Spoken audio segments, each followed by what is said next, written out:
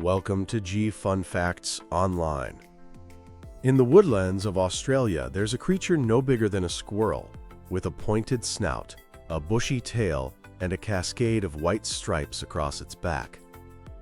This is the Numbat, a unique and critically endangered marsupial whose story is one of dramatic decline and a fragile hope for the future.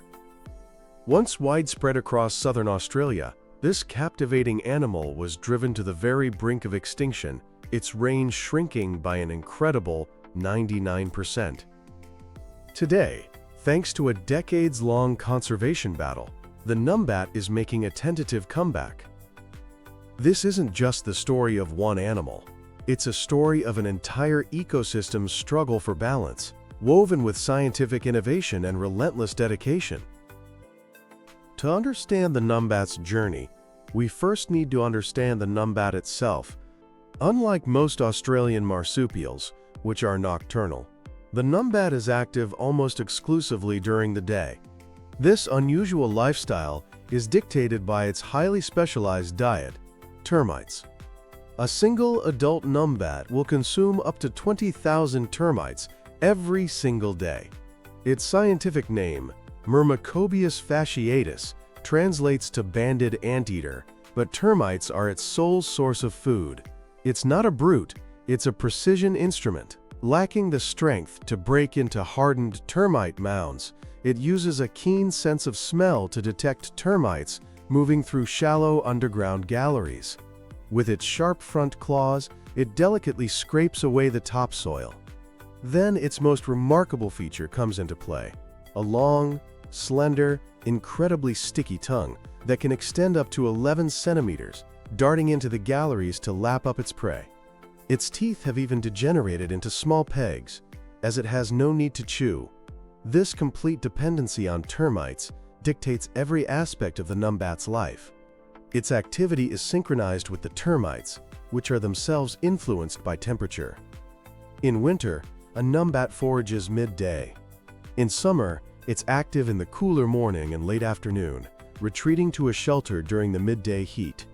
It even gets all the water it needs from the termites it eats, a perfect adaptation for arid environments.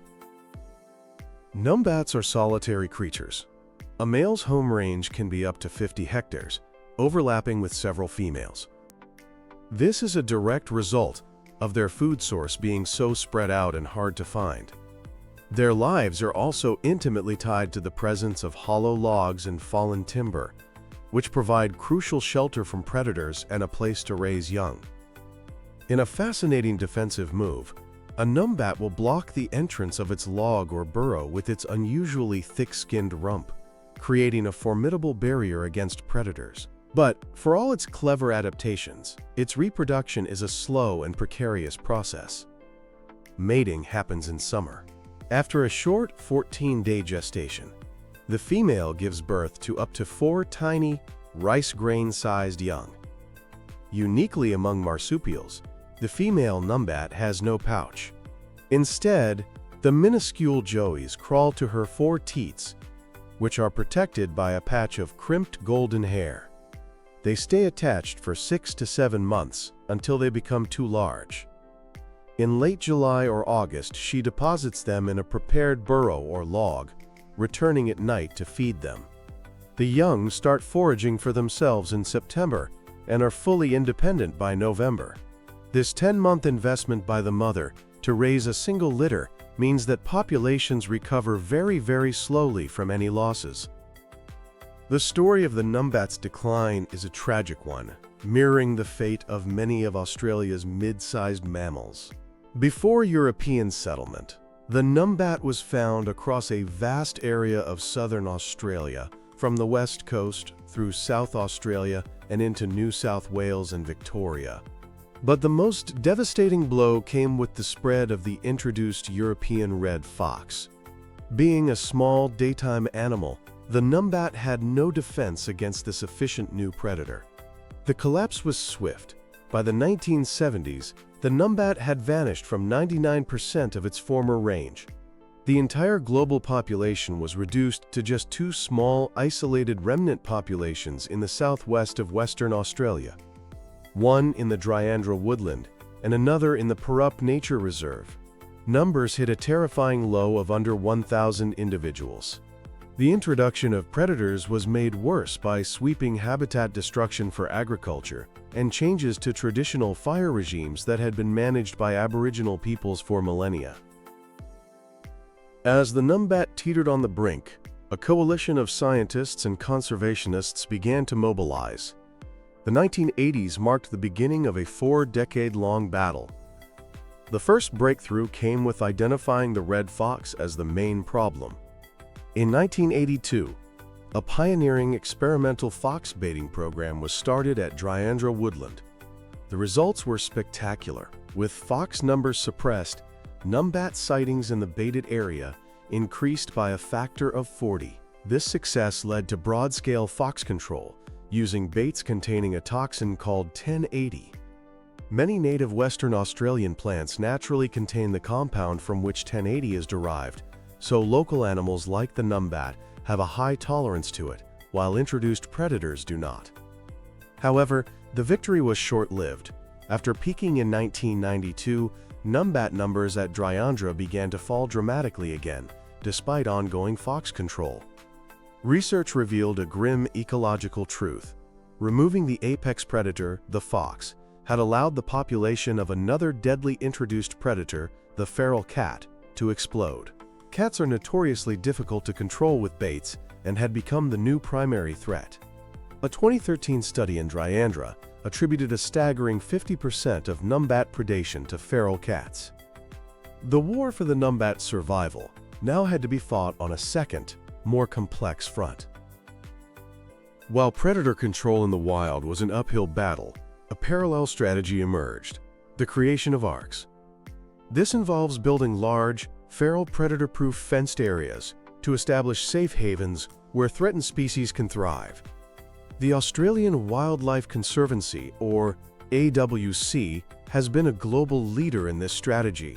They have established several large sanctuaries that now play a critical role. Numbats were first reintroduced to AWC's Yucamara Sanctuary in South Australia, Scotia Sanctuary in New South Wales, and more recently to Mount Gibson Sanctuary in Western Australia and Mallee Cliffs National Park in New South Wales. These sanctuaries are monumental undertakings. The fence at Mallee Cliffs, for example, encloses a 570-hectare area that's nearly 100 square kilometers, from which every single feral cat and fox has been eradicated. These predator-free zones are now home to a significant proportion of the global Numbat population. And the success is palpable. Recent sightings of baby Numbats at Mallee Cliffs in Scotia, including a playful group of 4 juveniles, have sparked immense hope. An AWC land management officer, Michael Dadow, described watching them. They were just cruising around, falling asleep, and playing with each other. The bravest of the lot even ran up to me to check me out. Before scurrying back, it wasn't scared at all. Integral to these reintroductions is the world's only captive breeding program for Numbats, managed by Perth Zoo.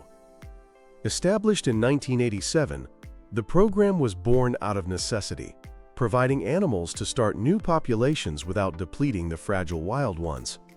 Breeding this highly specialized marsupial was an immense challenge. It took 5 years of intensive research before the first successful breeding in 1992. One of the biggest hurdles is their diet. The zoo must go to great lengths to trap and provide the 20,000 termites each Numbat needs daily, sometimes supplementing this with a special termite custard. Since that first success, the program has been a cornerstone of recovery. As of mid-2022, Perth Zoo had bred and released over 283 Numbats back into the wild. Every joey is precious. In 2024, 2 joeys named Sam and Mac had to be hand-raised after being mismothered, requiring round-the-clock feeds.